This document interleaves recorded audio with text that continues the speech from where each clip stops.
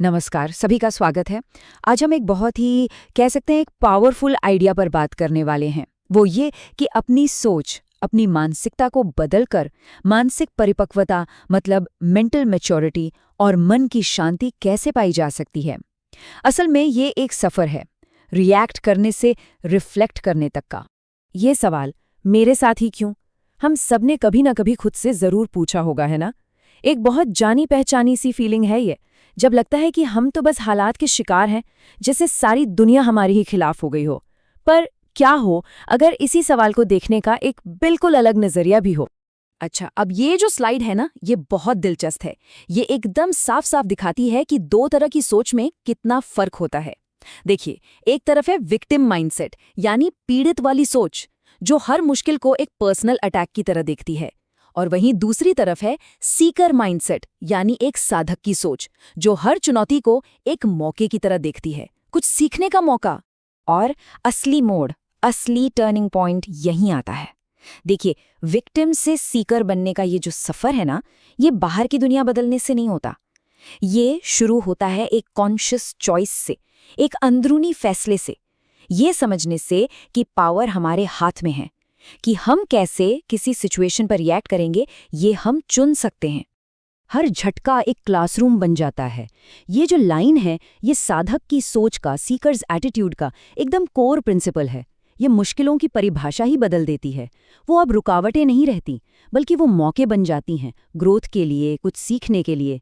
एक ऐसा क्लासरूम जहां जिंदगी हमें अपने सबसे जरूरी सबक सिखाती है। अच्छा, तो अब सवाल ये है कि ये बदलाव आएगा कैसे। देखिए, ये कोई हवाई बात नहीं है। इसकी नींव एक ठोस, डिसिप्लिन्ड डेली प्रैक्टिस पर टिकी है। हर रोज थोड़ा सा समय निकालकर, एक मंत्र को दोहराकर, हम अपने दिमाग को उस नेगेटिविटी के चक्कर से बाहर निकाल सकते हैं और उसे शांति और क्लैरिटी की तरफ मोड़ सकते हैं। अब इस बदलाव को पावर देने के लिए जाहिर है कुछ मेंटल टूल्स तो चाहिए होंगे। तो इसे एक बड़े ही पावरफुल मेटाफोर की तरह समझिए, एक 4 सिलेंडर वाला मेंटल इंजन जो इस सफर में हमें आगे बढ़ाता है। तो यहाँ सबसे जरूरी बात यह है कि ये कोई अलग थलग स्किल्स नहीं है। नहीं, ये एक पूरा सिस्टम है जो एक साथ काम करता है, बिल्कुल एक इंजन की तरह। और इसका हर सिलेंडर इस इंजन को स्मूथली चलाने में अपनी भूमिका निभाता है। और यहाँ पर वो 4 सिलेंडर्स एकदम साफ साफ बताए गए हैं। पहला है विवेक, यानी सही गलत में फर्क करने की समझ। दूसरा है वैराग्य, मतलब उन चीजों से डिटैच होना जो हमें रोक रही हैं। फिर आते हैं 6 खजाने, जैसे मन पर कंट्रोल, सहनशीलता, ये सब हमें अंदर से मजबूत बनाते हैं। और चौथा और बहुत जरूरी, जागृति के लिए एक बर्निंग डिजायर, एक तीव्र इच्छा जो इस रास्ते पर हमें चलाए रखती है। ये जो पूरा फ्रेमवर्क है ना, ये स्पिरिचुअल ग्रोथ को एक तरह की डेली एबी टेस्टिंग जैसा बना देता है। मतलब रोज ये देखना कि क्या काम कर रहा है और क्या नहीं, और फिर अगले दिन के लिए अपने तरीके को थोड़ा और बेहतर बनाना। तो चलिए अब आगे बढ़ते हैं और एक बहुत ही अनोखे और प्रैक्टिकल तरीके पर नज़र डालते हैं, अपनी प्रोग्रेस को ट्रैक करने का तरीका। क्योंकि सीधी सी बात है, जिस चीज़ को हम माप नहीं सकते उसे सुधारेंगे कैसे। और ये एक बहुत बड़ी चुनौती है ना। इमोशनल ग्रोथ जैसी पर्सनल चीज को कोई ऑब्जेक्टिव तरीके से कैसे ट्रैक कर सकता है। इमोशंस तो अक्सर बड़े मेसी और कॉम्प्लिकेटेड लगते हैं, लेकिन इसका एक बहुत ही सरल समाधान है जो हमें अपनी अंदरूनी दुनिया के पैटर्न देखने में मदद कर सकता है। इसे हम कह सकते हैं एक इमोशनल एक्सेल शीट।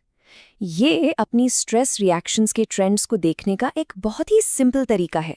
बस हर हफ्ते ये नोट करना है कि चिंता, गुस्सा या मूड स्विंग जैसी भावनाएं कितनी बार महसूस हुईं। समय के साथ ये डेटा आपको साफ साफ तस्वीर दिखाएगा। और इस सेल्फ ट्रैकिंग का जो अल्टीमेट गोल है वो यही है, चिंता, प्रतिक्रिया और तनाव को किसी के जीवन के लिए लागू नहीं बनाना। मतलब बात सिर्फ इमोशंस को मैनेज करने की नहीं है, बात एक ऐसी स्टेट में पहुंचने की है जहां ये नेगेटिव चीजें हमारी जिंदगी का हिस्सा ही ना रहें। यहाँ एक और बड़ा ही प्रैक्टिकल टूल है। अपनी डेली प्रैक्टिस के दौरान अपने दिमाग को एरोप्लेन मोड पर फोन की तरह समझें। कितना सिंपल पर कितना गहरा है ये, है ना। जैसे फोन को एरोप्लेन मोड पर डालने से सारे डिस्ट्रैक्शंस बंद हो जाते हैं, वैसे ही अपने मन को भी बाहरी शोर से दूर करना, ताकि अंदर सोचने समझने के लिए एक शांत जगह बन सके। तो आखिर ये पूरा सफर दिखता कैसा है? ये सिर्फ एक मंजिल नहीं है, बल्कि एक साफ सुथरा रास्ता है जिसके अलग अलग पड़ाव हैं। तो चलिए इस शांति के ब्लूप्रिंट को देखते हैं, इसके रास्ते और मंजिल दोनों को। ये देखिए, ये हैं आध्यात्मिक विकास के चरण। पहला है जागरूकता, यानी अपनी चिंता और रिएक्शन को पहचानना ताकि मन शांत हो सके। दूसरा है सीखना, मतलब किसी गुरु या टीचर से विवेक के साथ ज्ञान लेना। और तीसरा और सबसे अहम है अनुभव, जब अपने सच्चे स्वरूप और स्थायी शांति की एक सीधी झलक मिलती है। ये कोई रैंडम रास्ता नहीं, एक स्ट्रक्चर्ड पाथ है। और जो आखिरी मंजिल है वो है मन की एक गहरी शांति, एक ऐसी शांति जो बाहर की उथल-पुथल से बिल्कुल आज़ाद है। जोर इस बात पर है कि लक्ष्य दुनिया को कंट्रोल करना नहीं है, बल्कि एक ऐसी स्टेट में पहुंचना है जहां दुनिया का कियोस हमें कंट्रोल ना कर सके। यही तो असली आज़ादी है। और इससे जो सबसे बड़ी समझ निकल कर आती है वो ये है कि हमारा सच्चा स्वरूप और तनाव की हालत, ये दोनों एक साथ रह ही नहीं सकते। मतलब शांति तो हमारा नेचुरल स्टेट है, तनाव तो बस एक घुसपैठिया है, एक इंट्रूडर। जब हम अपने असली स्वरूप को पहचान लेते हैं तो तनाव के लिए वहां कोई जगह ही नहीं बचती।